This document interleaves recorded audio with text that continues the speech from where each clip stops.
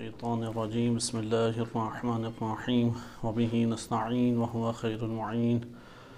وصلی اللہ علی سیدنا محمد وآلہ الطاہرین الطیبین المعصومین اما بعد صلی علی محمد وآل محمد وعجل فرجهم۔ 17 ربیع الاول کی مناسبت سے امام صادق علیہ السلام و بالخصوص نبی صلی اللہ علیہ وسلم کی ولادت با سعادت کی مناسبت سے آپ تمام مومنین کی خدمت میں ہدیہ تبریک عرض ہے۔ آج کے دن کی مناسبت سے چند عرائض انشاءاللہ آپ کی خدمت میں پیش کیے جاتے ہیں کہ ہم نے سلسلہ دروس شروع کیا تھا انہی ایام میں کہ تقریباً 10 دروس اس حوالے سے قرار دیے کہ نبی اکرم صلی اللہ علیہ وسلم کے وہ معتبر واقعات جو بالخصوص امام صادق علیہ السلام سے آئے ہیں اور سنداً صحیح بھی ہیں انہیں مختلف موضوعات میں پیش کیا جائے۔ ہماری گفتگو اگرچہ فقر اور سوال یا بھیک مانگنے کے عنوان سے چل رہی تھی، لیکن چونکہ آج 17 ربیع الاول آ پہنچی ہے تو یہ خیال آیا کہ آج کی مناسبت سے جو دور حاضر میں مسئلہ چل رہا ہے اسی کے اوپر گفتگو کریں، لیکن واقعات کے تناظر میں کہ جو سیرت رسول میں وارد ہوئے ہیں، کیونکہ نبی اکرم صلی اللہ علیہ وسلم وہ مرکزی حیثیت رکھتے ہیں کہ اگر ان کی شان میں گستاخی کی جائے یا ان کی شخصیت اور حیثیت کو ختم کر دیا جائے تو پھر نہ امامت نہ خلافت ہے، کیونکہ اہل سنت میں خلافت اس کا وہ فرع ہے اسی سلسلہ نبوت و رسالت کی جانشینی و نیابت میں، اور مکتبہ اہل بیت علیہ السلام کی نظر میں امامت وہ فرع ہے اسی رسالت و نبوت کی جانشینی و اسی نیابت میں۔ لہٰذا اگر کوئی نبوت کے اوپر حملہ کرتا ہے گویا کہ دین اسلام کی اصل اساس کے اوپر حملہ کیا گیا ہے، اور یہ کوئی پہلا واقعہ نہیں ہے۔ ائمہ اہل بیت علیہ السلام کے دور میں بھی یہ واقعات ہوئے، اور اس دور میں بھی لوگ ایسے تھے، اسے پکڑا جاتا تھا، اس کا کیس لایا جاتا تھا، اس کے حوالے سے علماء اسلام بھی بیانات دیا کرتے تھے۔ اسی کو انشاءاللہ تعالی آج ہم پڑھیں گے، کیونکہ اللہ سبحانہ و تعالی نے انبیاء و رسول و اوصیاء و ائمہ علیہم السلام کو وہ ہستی قرار دیا ہے کہ جن کا سب سے زیادہ اللہ نے احترام کیا، خود اللہ سبحانہ و تعالی نے ان کا احترام بجا لایا ہے۔ اللہ سبحانہ وتعالی درود ان کے اوپر بھیجتا ہے، ان کا تذکرہ کرتا ہے، وَرَفَعْنَا لَكَ ذِكْرَكَ، ذکر کی بات آئے تو اسے بھی اللہ نے بلند کیا ہے، صرف شخصیت نہیں، ذکر رسول کو بھی اللہ نے بلند کیا ہے۔ لہذا اللہ سبحانہ وتعالی نے ان سے محبت کرنا اور ان کی اطاعت اور ان پر ایمان لانا واجب قرار دیا، یعنی انسانیت اس میں ہے، صرف ایک یہ مذہبی مسئلہ نہیں ہے، انسانیت کا مسئلہ ہے کہ انسانیت کا کمال اور انسانیت حقیقت میں اس چیز میں ہے کہ ایمان لائیں انبیاء و رسول کے اوپر، اور اسی سے پتہ لگتا ہے کہ دشمنی کس نوعیت کی کریں۔ یعنی اگر کوئی دشمن رسول ہے تو حقیقت میں وہ دشمن انسانیت ہے، وہ کمال سفر جس کے لیے اللہ نے اس دنیا میں انسانیت کو خلق کیا اس کی راہ میں وہ رکاوٹ ہے۔ یہ وجہ بنتی ہے کہ اس نوعیت کے دشمن کو کہ جو اصل خلقت کے اہداف سے ہی ٹکراتا ہو، دین اسلام نے قبول نہیں کیا کہ وہ روح زمین کے اوپر زندہ رہے۔ لہٰذا دین اسلام کا اس حوالے سے موقف انتہائی واضح اور جامع ہے کہ جس نے بھی رسول اللہ صلی اللہ علیہ وسلم سے دشمنی کی اس کے ساتھ ہمیں دشمنی کرنا لازم ہے، دشمنی کی کیا نوعیت ہو، کیونکہ ایک دفعہ ہوتا ہے فقط بیزاری، ایک دفعہ ہوتا ہے فقط اسے لعنت بھیجنا، یعنی یہ سلیقہ قرآن نے سکھایا ہے، گالی دینا قرآن کا سلیقہ نہیں ہے، بد دعا دینا قرآن کا سلیقہ ہے کہ رجوع الی اللہ کیا جائے، اور لعنت اللہ علیہم یا لعنت اللہ علی الظالمین کہ اللہ کی رحمت سے یہ ظالمین دور ہوں، یہ کوئی گالی نہیں ہے، بد دعا ہے۔ بیزاری و برات کا قرآنی نظریہ وہ لعنت ہی ہے، لیکن آیا فقط لعنت کی حد تک یہ دشمنی ہو یا اس سے آگے کا کوئی مرحلہ ہے؟ انشاءاللہ وہ آج کے واقعات میں ہم ملاحظہ کریں گے۔ میں ابتدا میں آپ کی خدمت میں چند آیات پڑھتا ہوں، کیونکہ اس وقت مسلمانوں کا جب یہ مہینہ ربیع الاول کا آغاز ہوا اور آن پہنچا ربیع الاول کا مہینہ،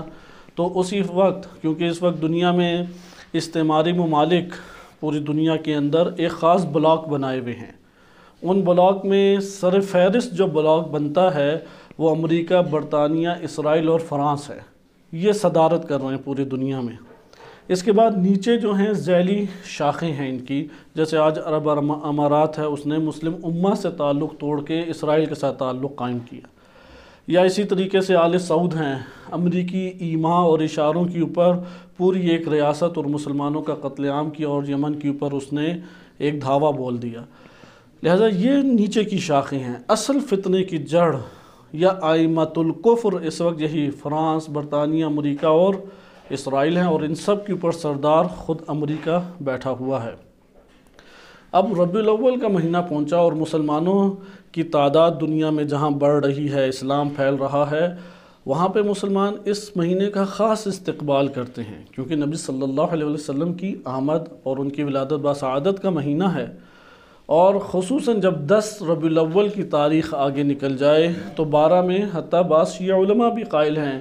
ہمارے بڑے بڑے محدثین میں بعض قائل ہیں کہ 12 ربیع الاول کو نبی صلی اللہ علیہ وسلم کی ولادت بسعادت ہوئی، جیسے شیخ محمد بن یعقوب کلینی رحمۃ اللہ علیہ نے یہی نظریہ اختیار کیا ہے۔ لیکن قول مشہور مکتب تشیع میں 17 ربیع الاول کا ہے، اور یہی حقیقت کے قریب بھی ہے۔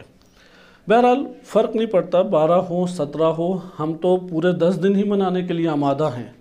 لیکن مسلمانوں کے ایک اہانت اور مسلمانوں کی تذلیل کے لیے، مسلمانوں کو ضرر اور تکلیف پہنچانے کی خاطر اسی فرانس کی جگہ پہ کارٹون بنائے جاتے ہیں، اہانت والے کارٹون بنائے جاتے ہیں، اس کی اشاعت کی جاتی ہے، اور وہاں پہ واقعات جنم لیتے ہیں، اور اس مملکت کا جو صدر ہے میکرون، وہ اس کی برملا اور آشکار طور پہ حمایت کرتا ہے۔ اب اس حمایت سے اور مسلمانوں کے دل جو ہیں وہ تکلیف سے بھر گئے، اور ایک مسلمانوں کے اندر ایک احساس برپا ہوا کہ اس حوالے سے انہیں قدم اٹھانا چاہیے۔ اور یہی برطانیہ امریکی استعمار، اس نے مسلمانوں کو سمجھایا کہ تم واقعاً غلامی میں ہی ہو،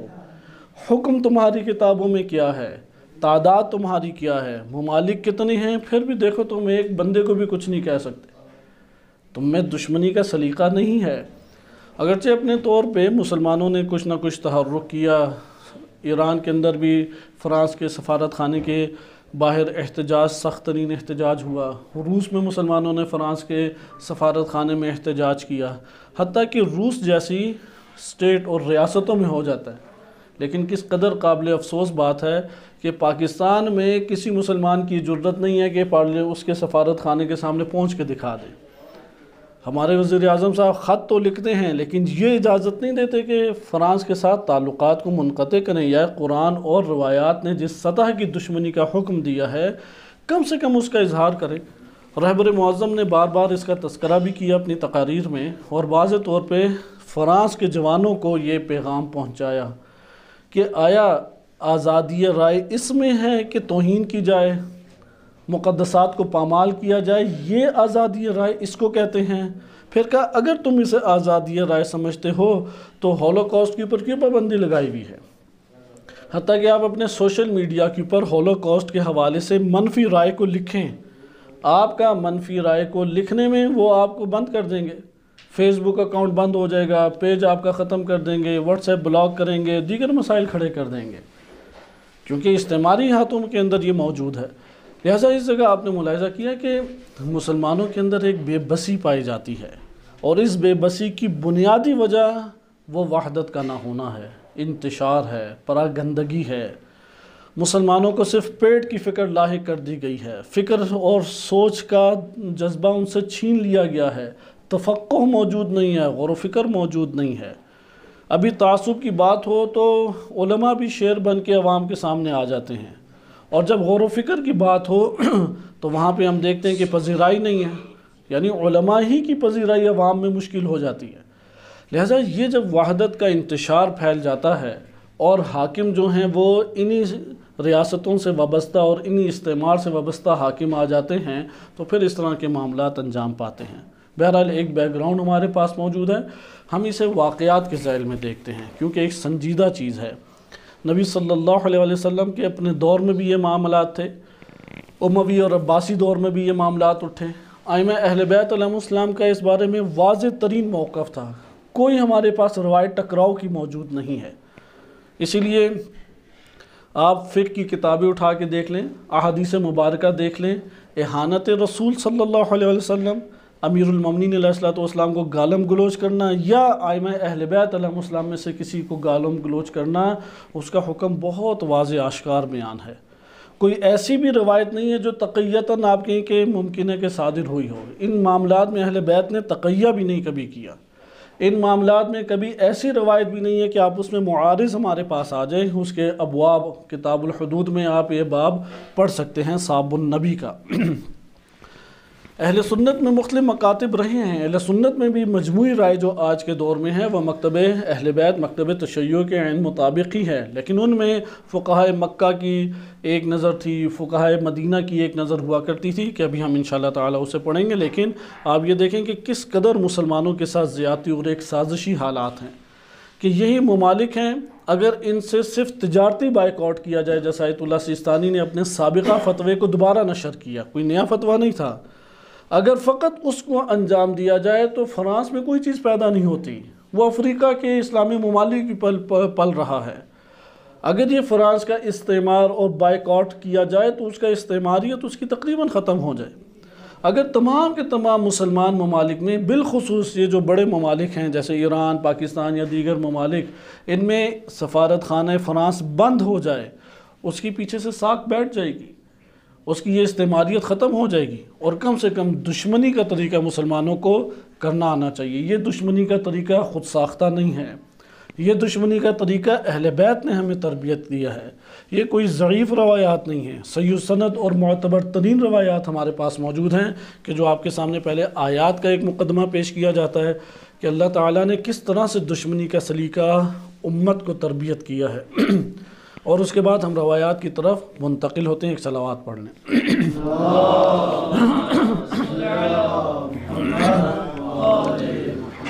سورہ بقرہ آیت نمبر 98 میں ارشاد باری تعالی ہوتا ہے من کان عدوا للہ وملائکتہ ورسلہ وجبرائیل ومیکائیل فإن اللہ عدو للکافرین، کہ جو شخص اللہ کا دشمن ہے اور ملائکہ کا دشمن ہے اور اس کے رسل کا دشمن ہے اور جبرائیل کا دشمن ہے اور میکائیل کا دشمن ہے، تو جان لو کہ اللہ ان سب کا دشمن ہے۔ کافرین یہ جو کفر کرتے ہیں ان کا دشمن ہے، یعنی ان سے دشمنی برتنی ہے، انہیں ولی نہیں بنانا، انہیں دوست نہیں بنانا، ان کے ساتھ تعلقات استوار اس طور پہ نہیں کرنے کہ انسان برادرانہ جسے کہتے ہیں تعلقات، یہ استوار نہیں کرنے، لہٰذا انہیں دشمن سمجھنا ہے۔ سورہ انفال آیت نمبر 60 میں ارشاد باری تعالی ہوتا ہے وَأَعِدُّوا لَهُم مَّا اسْتَطَعْتُم مِّن قُوَّةٍ، کہ تم لوگوں کو چاہیے کہ ان دشمنوں کے یعنی کفار کے خلاف آمادگی کرو، جتنی من قوت، جتنی قوت کی استطاعت تم میں ہے اس کے لیے اپنے آپ کو آمادہ کرو، وَمِن رِبَاطِ الْخَيْلِ، اپنے گھوڑوں کو آمادہ اور تیار کرو، ترہبون بہی، اسی سے ارہاب ہے، ترہبون باب افعال سے ہے، ترہبون ان کے خلاف تم ارہاب کرو، ان کے خلاف تم آگے جنگ کرو، کیوں بہی عدو اللہ وعدوکم، یہ اللہ کے دشمن ہیں اور تم لوگوں کے دشمن ہیں۔ پھر آگے آیت کریمہ بیان کرتی ہے کہ اس کے حصے کو ہم ترک کرتے ہیں، صرف اتنے حصے کے اوپر پہلے غور کریں کہ یہ دشمن ہیں ہمارے، دشمن سے دشمنی کا طریقہ ہے کہ آمادہ کرو، خذوا حذرکم، اپنے مورچوں کو سنبھال لو۔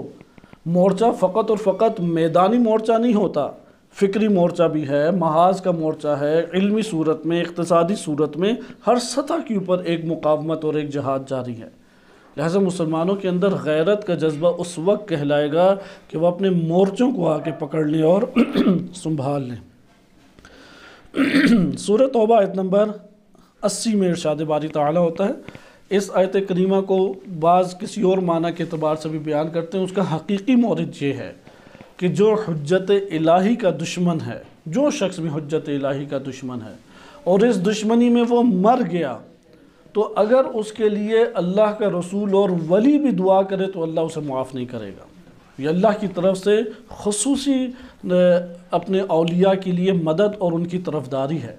اللہ تعالیٰ طرفدار ہے اپنے ولی کا، اپنی حجت کا، جو اللہ کے نبی، اس کے رسول، اللہ کی حجتوں کا مخالف ہے، اللہ سبحانہ وتعالیٰ کسی صورت اس کو معاف نہیں فرماتا، چاہے اس کے لیے ائمہ اہل بیت علیہم السلام استغفار کریں، کیونکہ اللہ تعالیٰ اس استغفار سے بڑھ کر اپنے ولی کا طرفدار ہے۔ ارشاد باری تعالیٰ ہوتا ہے استغفر لہم او لا تستغفر لہم، اے رسول آپ ان کے لیے، یہ جو منافقین مر جاتے ہیں آپ سے دشمنی کرتے ہوئے، آپ ان کے لیے استغفار پڑھیں یا استغفار نہ پڑھیں، ان تستغفر لہم 70 مرہ، اگر 70 مرتبہ بھی آپ ان کے لیے استغفار پڑھیں، یعنی ایک تسبیح استغفار کی آپ پڑھ دیں، مسلسل استغفار پڑھتے رہیں، فَلَن يَغْفِرَ اللَّهُ لَهُمْ، اللہ انہیں قبول نہیں کرے، معاف نہیں کرے گا، مغفرت نہیں فرمائے گا۔ ذَلِكَ بِأَنَّهُمْ كَفَرُوا بِاللَّهِ وَرَسُولِهِ، چونکہ انہوں نے اللہ اور اس کے رسول کا کفر کیا۔ وجہ بھی قرآن نے بیان کی کہ کیوں اللہ معاف نہیں کرے گا، کیونکہ اللہ اور اس کے رسول کا کفر کیا۔ وَاللَّهُ لَا يَهْدِي الْقَوْمَ الْفَاسِقِينَ، اللہ قوم فاسقین کی ہدایت نہیں کرتا۔ اسی طرح سورہ توبہ آیت نمبر 61 میں، کیونکہ یہ آخری دور کی ہے، سورہ توبہ غزوہ تبوک سے کچھ پہلے نازل ہوئی، یعنی نبی صلی اللہ علیہ وسلم کی حیات مبارکہ کی سب سے آخری صورتوں میں سورہ توبہ ہے، اور یہ سورہ توبہ مدینہ منورہ کا بہترین نقشہ بیان کرتے ہیں، مدینہ کیسا تھا، جیسے ہم کہتے ہیں نا بہترین مدینہ، اس دور میں مدینہ کیسا تھا، اطراف کی آبادیاں کیسی تھی، رسول کے حکم پہ کس طرح سے کوئی لبیک کہتا تھا یا نہیں کہتا تھا۔ یہاں پہ منافقین ہی کی بات کی جا رہی ہے، لیکن یہ جب اہل اسلام کے دائرے میں جو ظاہر ہو اس کے اوپر یہ حکم لگتا ہے، تو کافر کے اوپر حکم کتنا شدید ہوگا۔ اس لیے آپ سورہ توبہ آیت نمبر 61 دیکھیں، وَمِنْهُمُ الَّذِينَ يُؤْذُونَ النَّبِيَّ، اور ان لوگوں میں سے بعض ہیں کہ جو رسول اللہ نبی صلی اللہ علیہ وسلم کو اذیت دیتے ہیں، تکلیف دیتے ہیں۔ وَيَقُولُونَ هُوَ أُذُنٌ قُلْ أُذُنُ خَيْرٍ لَكُمْ يُؤْمِنُ بِاللَّهِ وَيُؤْمِنُ لِلْمُؤْمِنِينَ وَرَحْمَةٌ لِلَّذِينَ آمَنُوا مِنْكُمْ وَالَّذِينَ يُؤْذُونَ رَسُولَ اللَّهِ، جو اللہ کے رسول کو اذیت دیتے ہیں، لَهُمْ عَذَابٌ علیم، ان کے لیے دردناک ترین عذاب اللہ نے رکھا ہے، جو بھی اذیت دیتے ہیں۔ یہاں پہ آپ نے دیکھا کہ اللہ سبحانہ وتعالیٰ نے شدید ترین اس سے دشمنی فرمائی ہے کہ جو نبی صلی اللہ علیہ وسلم کا دشمن ہے، کوئی اذیت دے تب بھی رسول اللہ صلی اللہ علیہ وسلم کی طرفداری اللہ سبحانہ وتعالیٰ فرماتا ہے اور عذاب علیم کی اسے نوید سناتا ہے۔ اگر رسول اللہ اپنے اس دشمن کے بارے میں استغفار کریں تب بھی اللہ کہتا ہے وَلَن يَغْفِرَ اللَّهُ لَهُمْ، اللہ ان کو کبھی بھی ان کی مغفرت نہیں فرمائے گا۔ ہم اس کے ذیل میں احادیث مبارکہ دیکھتے ہیں کہ جو سنداً صحیح ہیں اور معتبر احادیث میں سے ہیں۔ الکافی میں صحیح سند روایت امام باقر علیہ السلام سے وارد ہوئی ہے، اور اس طرف توجہ بھی رکھیے گا کہ قرآن کریم نے جو حجج الہی سے بالخصوص انبیاء و رسول علیہ السلام سے ٹکراتے ہیں، ان پہ دنیاوی عذاب تو نازل ہونے کی متعدد مثالیں موجود ہیں۔ قرآن نے انما المشرکون نجس، انما المشرکون نجس، مشرکین کو نجس قرار دیا، اور منافقین میں جو ایسی دشمنی رکھتے تھے سورہ توبہ میں ہی انہیں رجس قرار دیا، گندگی کا ڈھیر قرار دیا۔ لہٰذا جتنا بھی وہ سوٹیڈ بوٹیڈ ہو کے آ جائے، جتنے بھی منصب اور مرتبے پہ بیٹھ جائے، جتنے اپنے اوپر پرفیوم چھڑک لے، قرآن کہتے ہیں کہ یہ شخص باطن کے اندر انتہائی گندگی اور نجاست کا ایک ڈھیر اور پلیدگی کا ایک ڈھیر ہے، اور یہی مسلمانوں کو عقیدہ اور نظریہ اختیار کرنا چاہیے۔ ایک واقعہ الکافی میں صحیح سند طرق سے وارد ہوا ہے۔ الکافی کی جو دارالحدیث کی طبع ہے، جلد نمبر 14 صفحہ نمبر 265، کتاب 30 نمبر کتاب ہے، اور باب الحدود میں حدیث نمبر 33 ہے۔ امام باقر علیہ السلام فرماتے ہیں ان رجلا من حذیل، حذیل قبیلہ ہے، اس قبیلے سے ایک شخص تھا۔ یہ شخص مدینہ اور مکہ کے درمیان ایک وادی ہے، نخلہ کی وادی کے آغاز میں ہی ایک مقام ہے، ایک جگہ ہے، وہاں پہ یہ قبیلہ آباد ہے۔ اس علاقے کو کہتے ہیں عربہ، عین رے بے گولتے، یعنی آپ مدینہ سے مکہ کی جانب آگے سفر کریں تو نخیلہ کا ایک مقام آتا ہے، نخیلہ کے آغاز میں ہی یہ ایک دیہات کہہ لیں، گاؤں کہہ لیں، اس جگہ پہ یہ قبیلہ آباد ہے۔ اس قبیلے میں ایک شخص تھا، اس جگہ کا نام تھا عربہ، کہ روایت میں بھی یہ آئے گا کہ پہلے اس کی اس لیے تشریح کی کہ عربہ لفظ کو جان لیں کہ وہ ایک جگہ کا نام ہے۔ ان رجلا من حزیل، بنی حزیل قبیلے سے تعلق رکھنے والا ایک مرد تھا، کان یسب رسول اللہ، رسول اللہ صلی اللہ علیہ وسلم کو گالیاں دیا کرتا تھا۔ فبلغ ذلك النبی، نبی صلی اللہ علیہ وسلم کو یہ خبر پہنچ گئی، بلغ ذلك النبی، فقال من لہذا، رسول اللہ صلی اللہ علیہ وسلم جس کو معاف کر دیں اپنی حیات میں ٹھیک ہے، مسلمان واجب الاطاعت ہے، ومن یطع الرسول فقد اطاع اللہ، قرآن کا واضح فیصلہ ہے، جس نے رسول کی اطاعت کی اسی نے اللہ کی اطاعت کی۔ رسول اگر کسی کو چھوڑ دیتے ہیں مسلمان چھوڑ دیں گے، اسی طرح بقیہ ائمہ ہیں، امیر المومنین علیہ الصلوۃ والسلام جس کو چھوڑ دیں اسے چھوڑ دیا جائے گا، لیکن جس کے لیے نہ یہ گنجائش رکھیں اس کا، جیسے رسول اللہ نے اب خود تربیت کی ہے، یہ ہمیں رسول اللہ نے یہ تربیت کی ہے کہ کیسے ساب النبی، نبی کو گالی دینے والے کے ساتھ کیسا سلوک کیا جائے، اور اس کو زندہ امام باقر علیہ السلام نے ہمارے لیے کیا، کسی اور جگہ سے ہم نے یہ روایت نہیں لی، اور صحیح سند اور معتبر روایت ہے، تمام راوی اس کی ثقہ ہیں۔ رسول اللہ کو جب یہ خبر ملی کہ وہ گالیاں دیتا ہے تو فرمایا من لہذا، کون اس کا علاج کرے گا، کون ہے اس کے لیے؟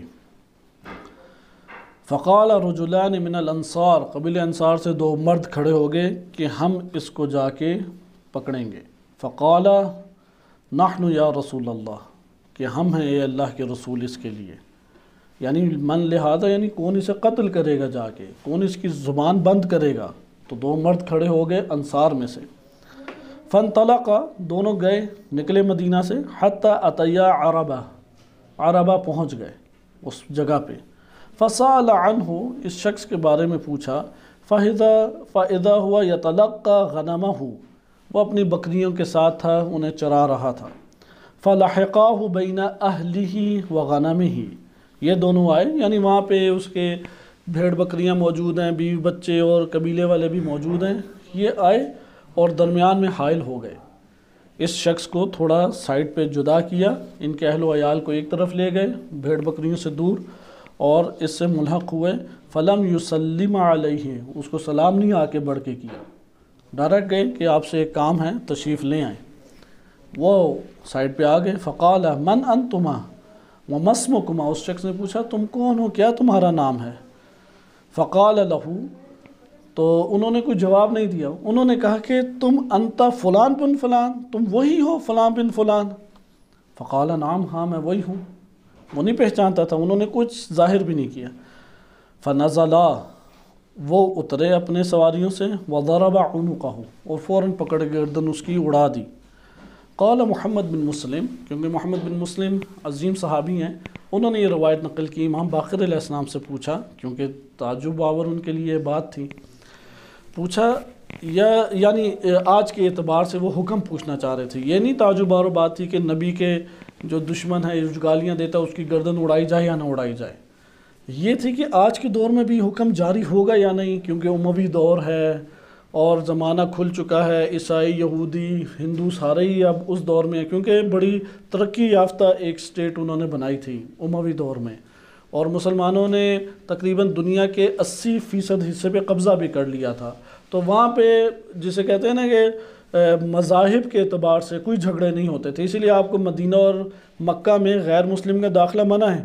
لیکن آپ تاریخ میں دیکھتے ہیں امام صادق علیہ السلام کے کتنے مناظرے زندیقوں سے ہیں، یعنی سیکولر لوگوں کے ساتھ ہیں، ایتھیس کے ساتھ مدینہ میں اور مکہ میں، وہ مکہ میں حج کی جگہ پہ ہوتے تھے ایتھیس، جیسے ابو شاکر دیسانی ہے، وہ امام صادق علیہ السلام طواف کر رہے ہیں، وہ وہاں پہ موجود ہوتا تھا، تو وہاں پہ مناظرے وارد ہوئے، اس سے پتہ لگتا ہے کہ انہوں نے اس طور پہ مذہبی طور پہ ہر ایک کو آزادی دی ہوئی تھی، سوائے اس کے کہ جو حکومت سے ٹکرائے، کیونکہ اہل بیت علیہ السلام حکومت سے ٹکراتے تھے، انہیں پکڑتے تھے، اچھا کوئی اور ٹکرائے اس کے اوپر بھی وہ چڑھائی کرتے تھے، لیکن جو حکومت سے نہیں ٹکراتا آزاد ہے، تسبیح پڑھے، نماز پڑھے، عمرے کرے، درس دے، حدیثیں بیان کرے، انہیں کوئی اس کی ٹینشن نہیں ہوتی تھی۔ بہرحال یہ اموی دور تھا، تو اس دور میں انہوں نے پوچھا، محمد بن مسلم نے، قلت لأبی جعفر ارأیت لو ان رجلا الان سب النبی، آج کے وقت ابھی اگر کوئی شخص نبی صلی اللہ علیہ وسلم کو گالم گلوچ کرے، اہانت کرے، تب بھی یہ حکم ہے آپ کی کیا نظر ہے اس بارے میں؟ آپ کیا فرماتے ہیں، تب بھی یہ حکم جاری ہے؟ ایقتل، کیا اسے قتل کر دیا جائے گا؟ قال، امام باقر علیہ السلام نے فرمایا ان لم تخف علی نفسک فاقتلہ، اگر تجھے اپنے مارے جانے کا خوف نہیں ہے تو پکڑ کے اسے قتل کر دے۔ یہ ہر زمانے میں حکم جاری ہے۔ یہی وہ روایات ہیں کہ امام خمینی رحمۃ اللہ علیہ نے جب پوری دنیا میں خوف کی وجہ سے گردنیں اور زبانیں بند تھیں اور استعمار کا پنجہ گڑا ہوا تھا اسلامی معاشروں اور اسلامی ممالک میں، سلمان رشدی کے خلاف فتویٰ دیے امام خمینی رحمۃ اللہ علیہ نے، اور آج بھی وہ فتویٰ اسی طریقے سے باقی ہے۔ لہٰذا یہ فتاویٰ کی محتاج نہیں ہے آگے روایت آ رہی ہے۔ آپ نے اس جگہ پہ ملاحظہ کیا کہ یہ حکم ہر دور میں باقی ہے، صرف رسول اللہ کے زمانے کے ساتھ خاص نہیں تھا۔ اگلی روایت دیکھیں، یہ بھی ایک واقعہ ہے، آپ نے سیرت رسول کا واقعہ آج ملاحظہ کیا کہ رسول اللہ نے اپنی سیرت سے بتایا کہ اے مسلمان، میرے دشمن سے تو کس طرح سے ایک دشمنی کر، دشمنی کے مرتبے ہیں، گالم گلوچ کریں فقط، بائیکاٹ کریں یا آ کے قتل کر دیں۔ اگر واقعاً کوئی ریاست اس قدر جان رکھتی ہے اور قوت رکھتی ہے وہ یہ کام کر سکتی ہے۔ البتہ یہاں پہ چونکہ فرانس کی آبادی نے یہ کام نہیں کیا، چند ایک نفر ہیں، تو اس کی سزا پوری آبادی کو نہیں مل سکتی۔ وہی افراد جو اس میں ملوث ہیں وہی اس میں گرفتار شمار ہوں گے۔ اور یہ بھی بات درست نہیں ہے کہ بہانہ بنا دیں، جیسے پاکستان میں تو اب ایک کھیل بن چکا ہے، وہ پکڑ کے قتل کر دیتے ہیں، کہتے ہیں یہ مثلا رسول اللہ کو گالم گلوچ کرنے والا ہے۔ اس لیے اہل بیت کی روایات میں آیا ہے کہ یا تو اس کی بات آشکار اڑی ہوئی ہو تب کہ پتہ ہو معاشرے کو کہ یہ رسول اللہ کو گالم گلوچ کرتا ہے، تب تو وہ یہ قدم اٹھا سکتا ہے، یا اسے حاکم کے پاس پکڑ کے لے کے جائیں گے۔ ویسے نہیں ہے کہ کسی کو قتل کر دیا اور کہ نہیں یہ توہین رسالت کرتا تھا۔ یہ پاکستان میں آج ایک بہانہ بنا ہوا ہے، اور پھر اوپر سے ریلیاں نکالیں، اوپر سے آپ اور دیگر تقریریں کریں اور اشتعال انگیزی والی باتیں کریں، یہ درست روش نہیں ہے۔ ادھر اس کو کتاب الحدود و تعزیرات کے مطابق اس کو منظم کیا دین اسلام نے آ کے، جیسے یہ بنی حذیل تھا، اب رہتا مدینے سے باہر تھا، لیکن اس کی خبر پورے کے پورے عالم اسلام میں پھیلی ہوئی تھی کہ رسول اللہ کو گالم گلوچ کرتا ہے۔ وہاں پہ رئیس ہیں حکومت اسلامی، ان کے ہاتھ میں موجود ہے، اللہ کے مکرم ترین نبی خاتم الرسل ہیں، تو وہاں پہ اس سٹیٹس کی اور اس منصب کی ایک پاسداری ضروری تھی، لہذا نبی صلی اللہ علیہ وسلم نے اسے حکم دیا۔ اگلا واقعہ دیکھیں، یہ امام موسیٰ کاظم علیہ السلام نے بیان فرمایا ہے، کلینی نے الکافی میں اس روایت کو نقل کیا ہے۔ اس کا ایڈریس میں بتا دیتا ہوں، یہ جلد نمبر 14 صفحہ 265 میں ہے اور حدیث نمبر 32 ہے۔ اس میں علی بن جعفر کے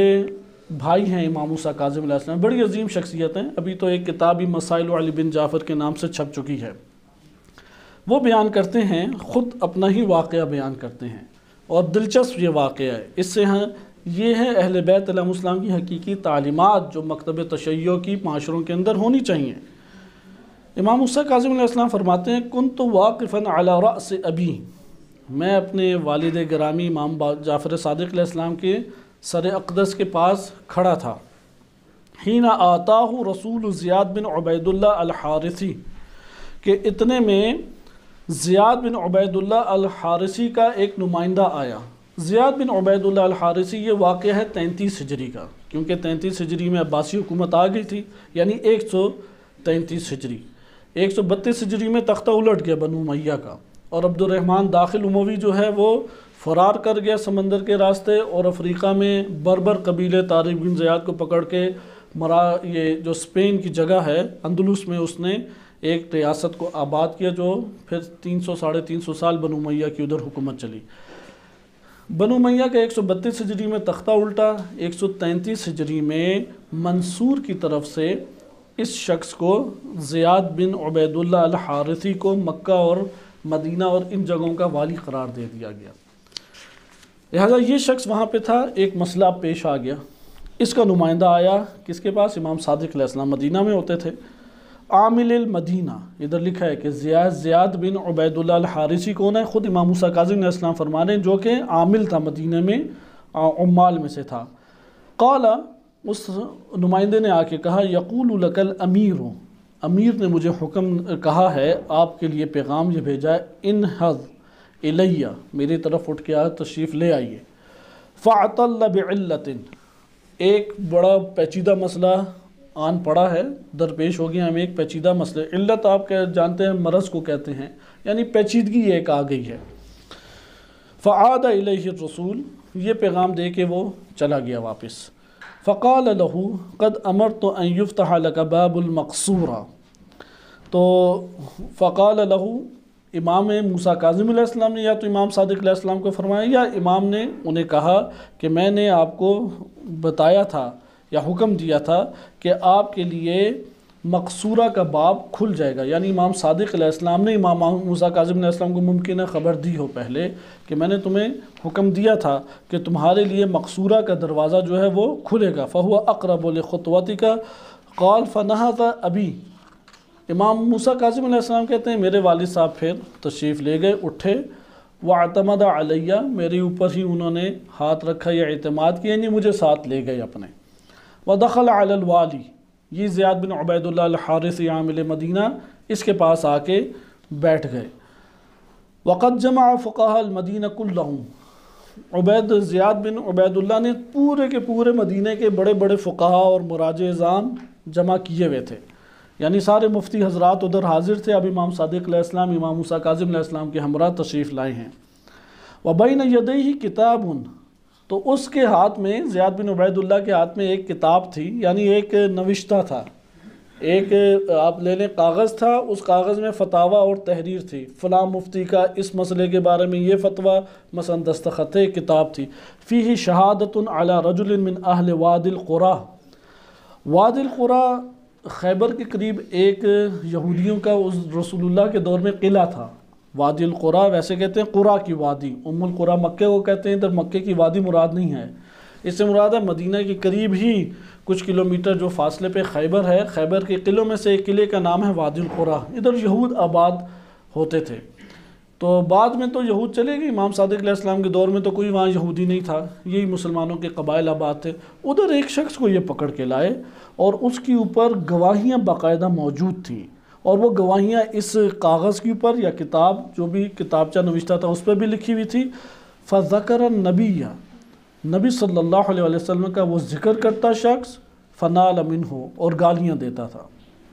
رسول اللہ کا ذکر کرتا اور گالیاں دیا کرتا تھا۔ فقال له الوالی، والی نے امام صادق علیہ السلام سے فرمایا، یہ کہا، والی زیاد بن عبید اللہ نے کہا، یا ابا عبداللہ علیہ السلام، کہ امام صادق علیہ السلام سے مخاطب ہوا، انظر فی الکتاب، آپ اس نوشتے پہ دیکھیں، حتی انظر ما قالوا، پھر اس نے کہا کہ آپ اپنی نظر بیان کریں، یہاں تک کہ جو ان لوگوں نے کہا ہے میں اس کے اوپر غور و فکر کر سکوں کہ کیا بات ٹھیک ہے، یعنی فتاویٰ میں نے ان مفتی حضرات کے تو لے لی ہیں، میں آپ کی بھی نظر جاننا چاہتا ہوں، آپ اپنی نظر دے دیں تو میں اس نظر کے اوپر پھر خود اپنی غور و فکر کر کے ایک فیصلہ کر سکوں۔ فالتفت الیہم، امام صادق علیہ السلام ان مفتی حضرات کی طرف متوجہ ہوئے۔ فقال ما قلتم، مفتیوں سے پوچھا آپ لوگ کیا کہتے ہیں؟ قالوا قلنا، ہم نے تو یہ رائے دی ہے، یؤدب ویضرب، اس کو تعدیب کی جائے، یعنی پہلے اسے سمجھایا بجھایا جائے اور تھوڑا پریشر ڈالا جائے، ویضرب، کچھ مارا جائے، ویعذر، اور تعزیر کی جائے، ویحبس، اور پھر قید کر دیا جائے، تاکہ اس کی اصلاح کی ہم کوششیں کریں۔ ممکن ہے کہ یہ آج کے دور میں بڑا اچھا وہ لگے ہوتے ہیں نا کہ امن پسند ذہن، سیکولر ذہن بن کے اسے امن پسند سمجھتے ہیں، تو ادھر سنی مفتیوں نے جو مدینہ کی یہ رائے تھی، مدینہ کے مفتیوں کی یہ رائے تھی، کیونکہ مکہ اور مدینہ کے مفتی حضرات کی الگ الگ آراء موجود ہیں۔ مثلا مکہ کے مفتی حضرات نکاح متع کو حلال سمجھتے تھے، یہ واضح اہل سنت نے لکھا ہے، اس لیے اختلاف ان میں موجود ہے۔ اہل سنت کی علماء نے اور فقہاء نے واضح طور پہ لکھا ہے کہ مکہ کے فقہاء نکاح متع کو حلال سمجھتے تھے، اور ایک بہت بڑے مفتی ہیں جن سے حدیثیں بھی لی ہیں،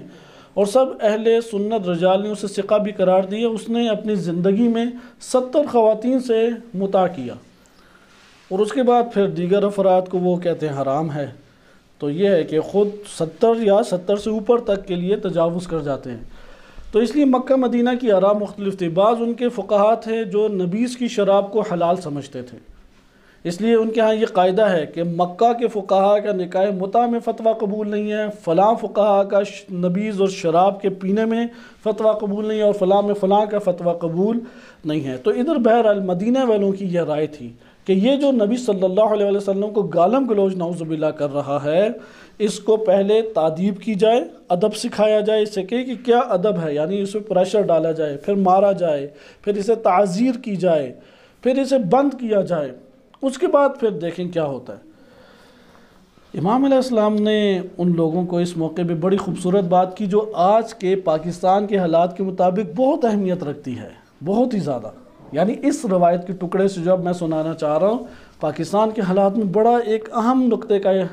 ہمارے لیے استفادہ ہوتا ہے۔ امام نے فرمایا ارائیتم، تم لوگوں کی اس بارے میں کیا نظر ہے، لو ذکر رجلا من اصحاب النبی،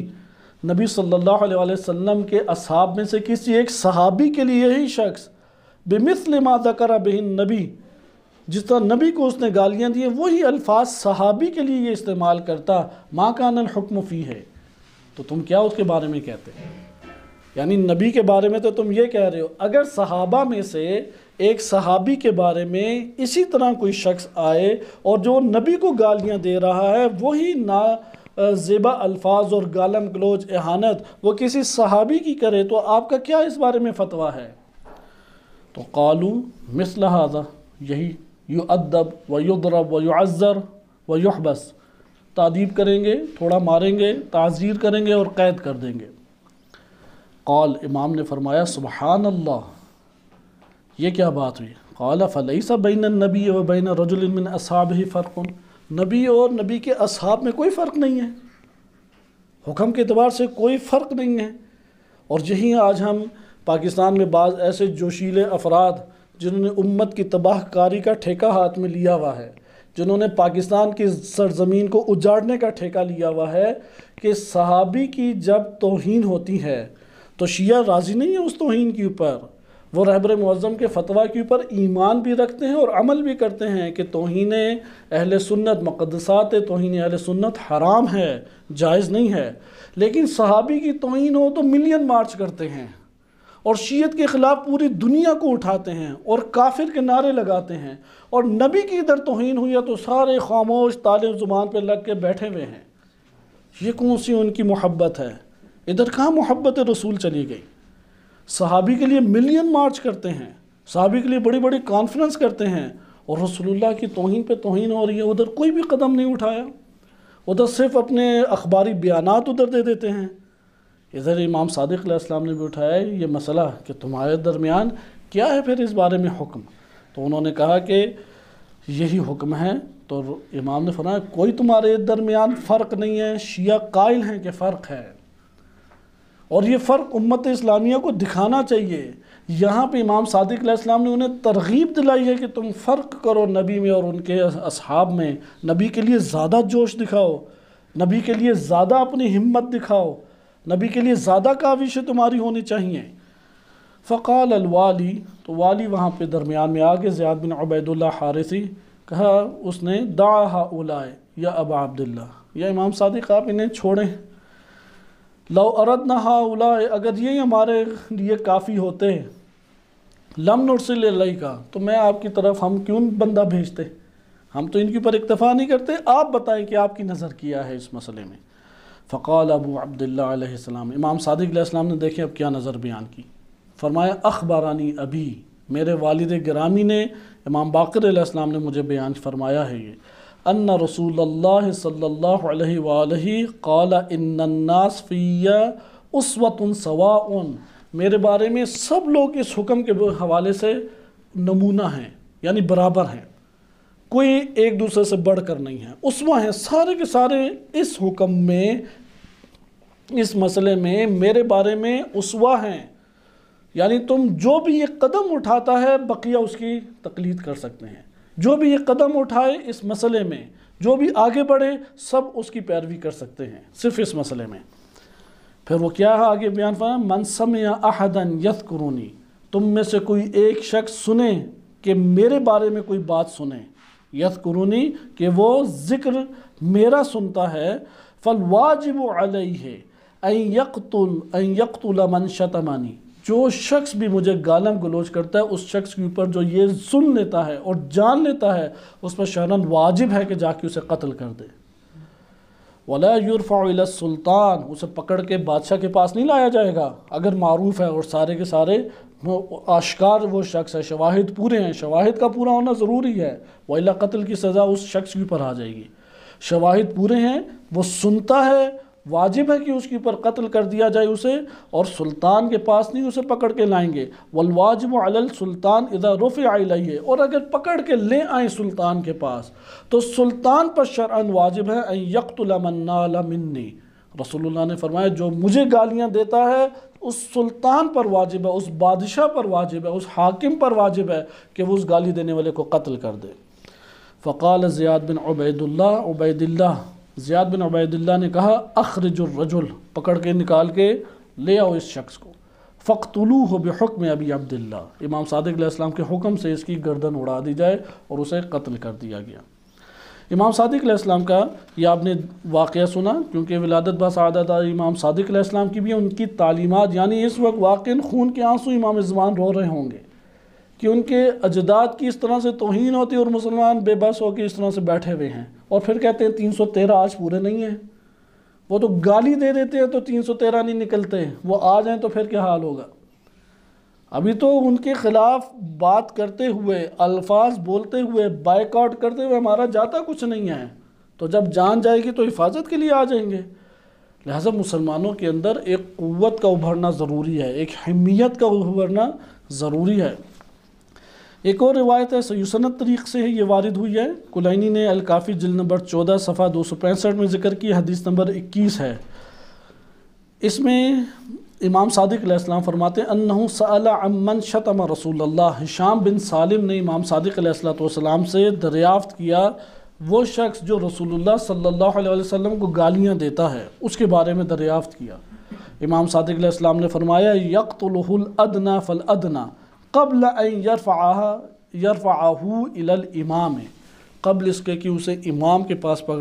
پکڑ کے لے آیا جائے، جو زیادہ سے زیادہ قریب ہے اور جسے جتنی فرصت ملتی ہے پکڑ کے اسے قتل کر دے۔ جو بھی شاتم رسول، ساب رسول، اہانت کرنے والا نبی صلی اللہ علیہ وسلم کی، ائمہ اہل بیت علیہ السلام کا متفقہ یہ فیصلہ ہے کہ اسے قتل کر دیا جائے۔ آگے آپ ایک اور واقعہ سنیں اور اسی کے اوپر ہم اپنی گفتگو کا بھی انشاءاللہ اختتام کریں گے کہ نبی اکرم صلی اللہ علیہ وسلم کے حوالے سے فقط اتنا حکم نہیں ہے کہ کوئی ان کی اہانت کرے، اگر کوئی جھوٹا دعویٰ کرے نبوت کا، ابھی تو ہمارے ہاں ختم نبوت کا سارا کریڈٹ وہ ہے وہ دیگر جماعتوں کو دے دیتے ہیں۔ مکتب تشیع کا کیا نظریہ ہے کہ اگر کوئی شخص نبی صلی اللہ علیہ وسلم کی خاتمیت کے بعد جھوٹا نبوت کا دعویٰ کرے اس کے ساتھ کیا کیا جائے؟ یہ بھی اہانت رسول ہے، یہ بھی نبی صلی اللہ علیہ وسلم کی شخصیت کو پامال کرنا ہے۔ واضح طور پہ تشیع کے اندر اس تفکر کی ہمیں آج آثار دکھائی دینے چاہیے۔ آپ کے سامنے ایک روایت پیش کی جاتی ہے، اسے آیت اللہ جواد تبریزی رحمۃ اللہ علیہ، معروف ترین فقیہ بزرگوار گزرے ہیں، ان کی یہ کتاب ہے اسس الحدود والتعزیرات۔ اس کے اندر انہوں نے اس روایت کو جو آپ کی خدمت میں پیش کر رہا ہوں شیخ صدوق نے من لا یحضر الفقیہ میں نقل کی ہے اور اسے موثق ابی بصیر کہا ہے، یعنی قابل قبول ہے، ثقہ ہے یہ روایت۔ اس روایت میں ابو بصیر الاسدی وہ امام باقر علیہ السلام سے نقل کرتے ہیں۔ امام باقر علیہ السلام سے یہ روایت نقل ہے۔ امام باقر علیہ السلام فرماتے ہیں لما حضرت النبی الوفات، جب وفات نبی صلی اللہ علیہ وسلم کے اوپر آ پہنچی، نزل جبرائیل۔ اس کا یہ والا متن معنی کے اعتبار سے اہل سنت کی معتبر کتب میں بھی موجود ہے کہ رسول اللہ کو اختیار ہوتا ہے۔ اہل سنت میں اس طرح ہے کہ وہ جب آسمان کی طرف مسلسل اٹھا کے نظریں دیکھیں اور تکرار سے کچھ مانگ رہے ہوں تو سمجھ لیں کہ وہ اپنا وقت مانگ رہے ہیں کہ میں اس دنیا سے رخصت ہونا چاہتا ہوں، اصرار کر رہے ہیں۔ ادھر بھی اسی طریقے سے یہ روایت ہے، موثق ابو بصیر ہے کہ وفات جب پہنچ جائے نبی صلی اللہ علیہ وسلم کے پاس پہنچ گئی تو جبرائیل آئے، فقال یا رسول اللہ حل لک فی الرجوع الی الدنیا، کیا آپ چاہتے ہیں کہ دنیا کی طرف پھر پلٹ کے آ جائیں؟ فقال لا، میں نہیں چاہتا، میں چاہتا ہوں کہ جاؤں اس دنیا سے۔ قد بلغت رسالات ربی، میں نے اپنے رب کے تمام پیغامات کو پہنچا دیا ہے، یعنی علی علیہ السلام کو منسوب کر دیا ہے، امت کو بتا دیا ہے، پیغام اور شریعت کامل ہو گئی ہے اور اکمال و اتمام دین ہو چکا ہے۔ فأعادها علیہ، پھر جبرائیل آ گئے اور کہا کہ یا رسول اللہ آپ لوٹنا چاہتے ہیں دوبارہ اس دنیا میں؟ فقال لا بل الرفیق الاعلی، میں رفیق اعلیٰ کے پاس جانا چاہتا ہوں، وہی میرا رفیق ہے۔ ثم قال النبی، پھر نبی صلی اللہ علیہ وسلم نے فرمایا، یہ دیکھیں یہ وصیت ہے رسول اللہ کی جو ائمہ اہل بیت کے طریق سے من لا یحضر الفقی جیسی کتاب میں آئی ہے، اور ہمارے فقہا نے اسے موثقہ ابو بصیر کہا ہے، وصیت رسول کے آج کے دور میں اس سے استفادہ کریں۔ فرماتے ہیں نبی صلی اللہ علیہ وسلم والمسلمون حولہ مجتمعون، مسلمان سارے ارد گرد جمع تھے، ایھا الناس، اے لوگو، انہ لا نبی بعدی، میرے بعد کوئی نبی نہیں ہے، یہ جان لو کوئی نبی میرے بعد نہیں ہے۔ شیعہ سنی دونوں تواتر کے ساتھ حدیث آئی ہے، یہ جسے ہم حدیث منزلت کہتے ہیں، اس میں بھی یہی کلمات ہیں۔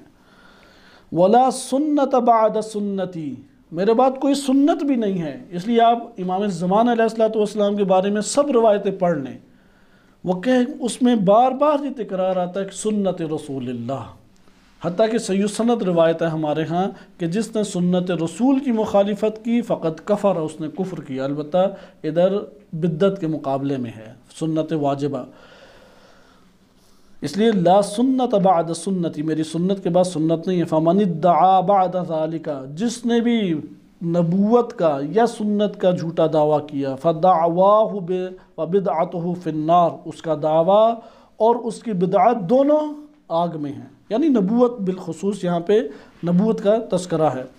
فاقتلوہ ومن اتبعہ، بس تم اس شخص کو بھی قتل کر دو جو نبوت کا دعویٰ کرتا ہے اور اس کو بھی جو اس کی اتباع کرتا ہے۔ فَإِنَّهُ فِي النَّارِ، یہ نبوت کا جھوٹا دعویٰ کرنے والا دوزخ میں ہے۔ أَيُّهَا النَّاسِ أَحْيُوا الْقِصَاصَ، قصاص کو اے لوگوں زندہ کرو، أَحْيُوا الْحَقَّ لِصَاحِبِ الْحَقِّ، صاحب حق کا حق تم اسے دو، وَلَا تَفَرَّقُوا، تفرقے میں اور گروہ میں تقسیم مت ہو جاؤ، أَسْلِمُوا وَسَلِّمُوا، اسلام قبول کرو، سلامتی کے ساتھ رہو، تسلموا تاکہ سالم رہو۔ کتب اللہ لأغلبن انا ورسلی ان اللہ قوی عزیز، کہ اللہ نے یہ بات لکھ دی ہے، تقدیر میں یہ بات لکھی جا چکی ہے، اس کی مخالفت ممکن نہیں ہے۔ لأغلبن انا، میں اور میرے رسول وہی غالب ہیں، ان اللہ قوی عزیز، اللہ قوی اور عزیز ہے۔ اور اسی کے ہمارے پاس شاہد کتاب الکافی میں جلد 14 صفحہ 240 میں حدیث نمبر 22 میں ہے کہ ابی یعفور بیان کرتے ہیں، ابن ابی یعفور، کہ میں امام صادق علیہ السلام کے پاس آیا اور میں نے امام صادق علیہ السلام سے پوچھا کہ ان بزیعا یعظم انہ نبی، بزیع ایک غالی شخص تھا تو وہ نبوت کا دعویٰ کرتا تھا کہ میں نبی ہوں۔ ایسے بعض خوش فہم افراد پاکستان میں بھی مل جاتے ہیں اور جیلیں بھری ہوئی ہیں۔ تو بزیعا یزعم انہ نبی، وہ یہ گمان کرتا تھا میں نبی ہوں۔ قال، امام صادق علیہ السلام نے فرمایا فَإِن سَمِعْتَهُ يَقُولُ ذَلِكَ فَاقْتُلْهُ، اگر تو نے یہ سنا تھا تو اسے پکڑ کے کیوں نہیں قتل کر دیا؟ قال، پھر وہ خود ابن ابی یعفور کہتے ہیں میں تو پھر اس کی ٹو میں لگ گیا۔ فَجَلَسْتُ غَيْرَ مَرَّةٍ، کئی دفعہ اس کے ہمراہ میں بیٹھا، فَلَمْ يُمَكِّنِّي ذَلِكَ، لیکن میرے لیے یہ ممکن نہیں ہو سکا، کیونکہ روایات میں صحیح سند روایات میں آیا ہے امام علی علیہ السلام کے بارے میں بھی کہ جو امام علی علیہ السلام کو گالم گلوچ کرتا ہے اسے قتل کر دیا جائے۔ تو راوی نے، امام نے شرط لگائی، شرط اس کے ساتھ تھی، اور یہ شرط فقہا بیان کرتے ہیں کہ تمہاری جان اور مال محفوظ ہو۔